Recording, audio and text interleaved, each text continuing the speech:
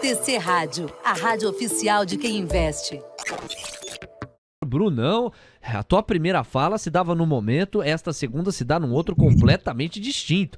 A moeda americana acabou de renovar a mínima, R$ 5,262, os 5,25 já estão batendo a porta. E o Ibovespa começa a flertar com os 107 mil. Há algum tempo a máxima intradiária hoje chegou a ser 106.872 pontos, quase 106.900. E a curva de juros, com muita solidez, vai desidratando os pedidos de prêmio. Nós temos uma média de 30 pontos base a menos no retorno médio anualizado para o investidor. Isso destrava a bolsa no geral, mas em especial os papéis que mais vinham sangrando, sofrendo. Varejo, construção civil, tecnologia. Magalu é o papel que mais sobe neste momento, 9,20% de ganho, 2,85. Os R$3 vão animando o MGLU3. Diga aí, Brunão, bem-vindo de volta. Vamos lá, Léo. Um pouquinho de alívio para nós aqui nos Morning Calls pesados, né? Acho que esse Morning Call vai ficar um pouco doce, pelo menos nessa minha participação. Vamos ver se ao longo do dia continua. Eu que, vocês que têm no aplicativo do TC, eu postei um curta, tanto na Magalu como da Via. Então, para quem me pediu, tá lá os ponticos, desde quem é trader e para quem também tá com o meu viés, né, de fechamento de juros e tudo mais. O destaque que eu vou dar, Léo, se der tempinho aqui, eu tava escutando o Gui, Diga. eu queria desenhar aqui, eu tô com o gráfico do DI, tô compartilhando com vocês o gráfico do DI, pessoal, mas o mais importante, além desse gráfico do DI aqui, é tentar construir uma tese para o ano que vem. Então, o que eu, Bruno Mazon, tô imaginando que vai acontecer ano que vem, tá? A sua Magalu, a sua Via, a sua empresa varejista, a sua small cap, não precisa ser necessariamente do e-commerce, pode ser outro small cap, sua educacional, ela desde março de 2021 ali está sofrendo, desde que o Roberto Campos começou a acelerar a Selic, e a inflação veio muito mais rápida do que a própria Selic. Nós tivemos ali um bom período de juros negativo no Brasil. Qual foi o movimento dessas companhias desde aquele período? Tá? Foi esse aqui, quem gosta de análise gráfica e tal, esse desenho amarelo aqui, uma tendência de baixa. Tá? E o movimento dos juros, o oposto, uma tendência de alta. Tá? O juros foi dessa maneira, que você pode pegar até pelo Copom, pelas reuniões do Copom, ele foi subindo uma tendência de alta. E que eu acho que o primeiro semestre, que o Gui comentou, como que deve performar o primeiro semestre. Tá? A gente perde no gráfico da esquerda, o amarelo das small caps, por exemplo, a tendência de baixa. E ganha o caranguejo, por exemplo, que é aquela tendência lateral, nem sobe nem desce, ou seja, a gente como trader compra suporte e vende resistência. Nós como holders, acumuladores, compramos suporte e compramos menos a resistência, porque a gente compra todos os meses, né? A gente só compra long only, né? Mas a gente tem bem definido aqui taxa de juros estável, logo fundo feito nas small caps, mas ainda a gente não reverte, porque a inflação ainda não está na meta. A gente vai ter que começar a monitorar a inflação para dar para o Roberto Campos mais justificativa e tentar especular quando ele vai cortar. Mas a Selic está a 2 reuniões em platô. E eu sugiro vocês todos a plotarem Ibovespa e gráfico da Selic e verem qual foi o movimento do Ibovespa quando a Selic entrou em platô. Platô é o quê? A manutenção nas reuniões do Copom da mesma taxa. E aí, se ela foi cortada, o que aconteceu com o Ibovespa? Subiu. Se ela subiu, a Selic, o que aconteceu com o Ibovespa? Desceu. Então, nesse momento, a taxa Selic, tá, ela está fazendo um platô. Vamos supor, se ela fosse um gráfico de preço como é o juros DI, e esse aqui é o juros DI tende, pessoal, a ficar no amarelo agora. Não temos ainda justificativa para cortar os juros, mais um fiscal expansionista, tá? Mas pelo menos não abrir novamente. Não tem nenhuma PEC no radar, assim espero, para o primeiro semestre. Pelo contrário, o primeiro ano sempre tenta chutar ali uma reforminha, seja tributária, seja a política administrativa, né? Quem sabe não vem notícia boa aí. Então é o ano do caranguejo, é bom para começar a acumular, e é por isso que marquem o topo pré-eleição da sua small cap, marquem o topo pré-eleição ou durante a eleição, porque muito provavelmente devemos ir para lá.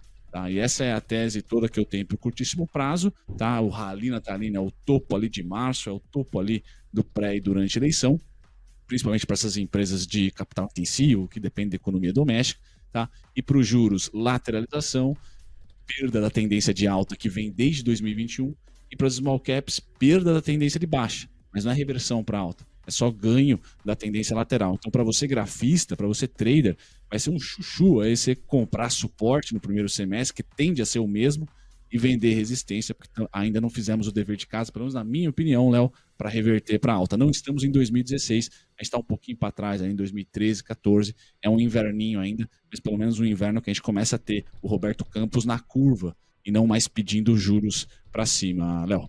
11h19, a reflexão de Bruno Mazzoni neste momento de virada, que vamos ver se vai se sustentar ou se não vai se sustentar ao longo da semana. O fato é que a moeda americana está abaixo de 5,27, o Ibovespa está tentado a voltar aos 107 mil pontos e a curva de juros segue uma direção baixista muito clara. Só Suzano se juntou à Ambev entre os papéis que caem no bojo das blue chips, no contexto e na pasta dos papéis mais negociados da Bolsa Brasileira. Em variação percentual, nós temos Bradesco como um dos destaques, 3,17% de ganho, 14,66%. CSN subindo 3,7%. Magalu, 9,2% de ganho. E apesar de não ser blue chip, só para eu colocar na mesma pasta aí de grandes altas, Via está subindo 8,11%. Aí nós temos a Americana subindo 7,97%. Magalu, Via e Americana são os três papéis que mais sobem entre os que compõem o Ibovespa.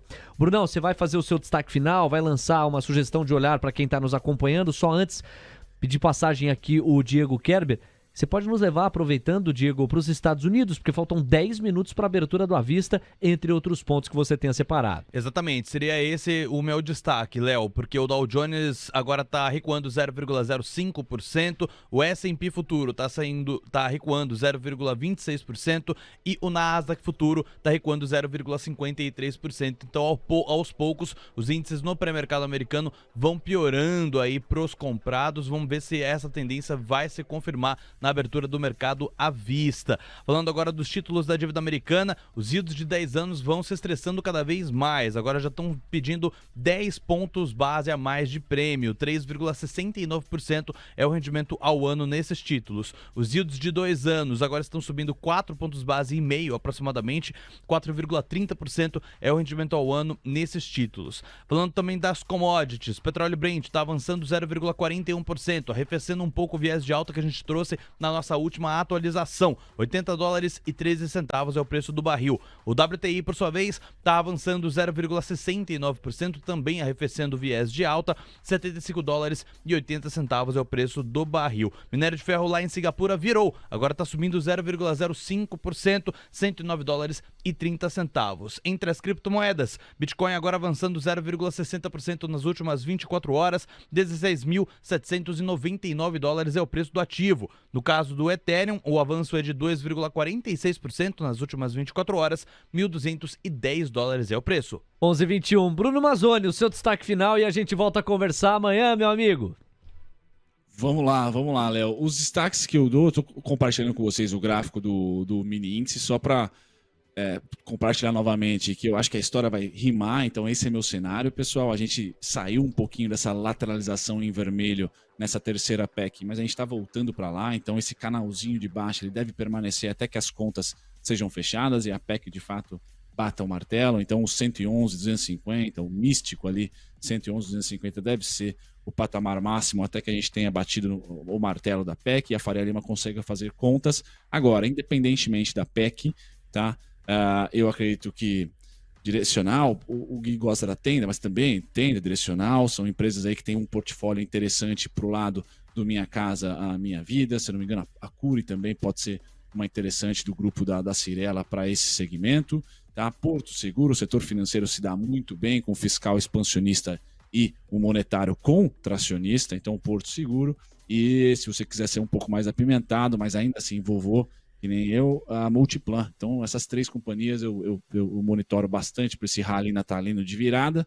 E bom, o Gui cabeludo, né? Se continuar assim, não vai raspar o cabelo. Que beleza, hein? É verdade. A capilaridade de Guilherme Cunha está sobrevivendo bem aqui, bicho. Já R$5,261. Dá uma forçadinha aí, 5,25. Bruno, os caras sacaneiam. Os caras colocam um cortador de grama aqui, bicho. Essa máquina aí acaba com o Jardim do Éden. Tchau, Bruno Mazzoni. Um abraço, até amanhã. Valeu, Léo. Até amanhã. Este é Bruno Mazzoni, o LeBron James do mercado financeiro. TC Rádio, a rádio oficial de quem investe.